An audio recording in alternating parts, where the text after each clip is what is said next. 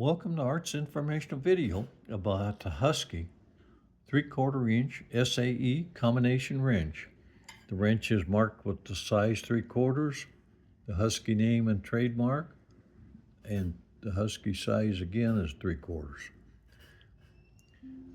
The wrench is marked the same on the opposite side, so no matter which way you pick this wrench up, you'll be able to tell what size it is. It's a 12-point box end, open end. The box end's offset.